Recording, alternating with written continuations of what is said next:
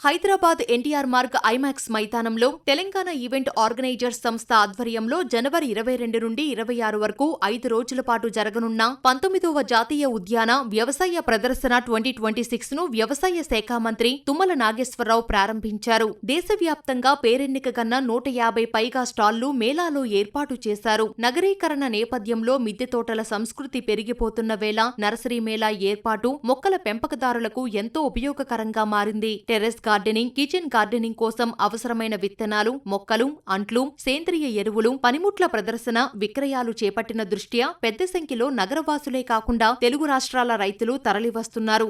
Grand nursery Mela ఇది 19వసారి. పట్టణవాసులకే కాకుండా తెలంగాణ వాసులు భారతదేశంలో ఉన్నటువంటి పూల మొక్కలతో పాటు పండ్ల మొక్కలతో పాటు ఆల్ వెరైటీస్ని ఈ యొక్క మేళాలో చూపించేటటువంటి అవకాశం ఆయన గారు తీసుకుంటున్నాడు.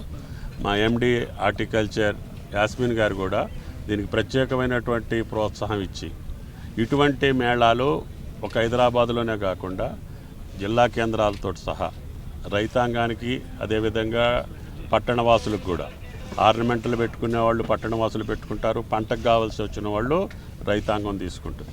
అందుకని ఈ భారతదేశంలోనికి ఉన్నటువంటి అన్ని రకాల పండ్ల చెట్లని ఈ రోజున మెకడమియా కావచ్చు, ఆర్గానట్ కావచ్చు, నట్మగ్ కావచ్చు, రైతుకి లాభం వచ్చేటటువంటి పంటలు కూడా మన దేశంలో పండించుకునే అవకాశం వచ్చింది.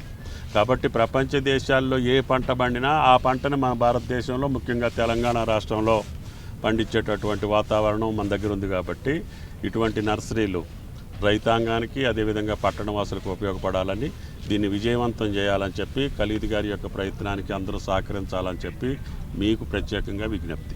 వాతావరణ మార్పులకు తోడు రసాయన ఎరువులు, క్రిమిసంహారక మందులు వినియోగించి పండిస్తున్న పంట ఉత్పత్తులతో అనారోగ్యాల బారిన పడుతున్న దృష్ట్యా ప్రతి ఒక్కరూ ఇంటి అవసరాలకు సరిపడా రసాయన రహిత పంటలు పండించుకోవాల్సిన అవసరం ఎంతైనా ఉంది.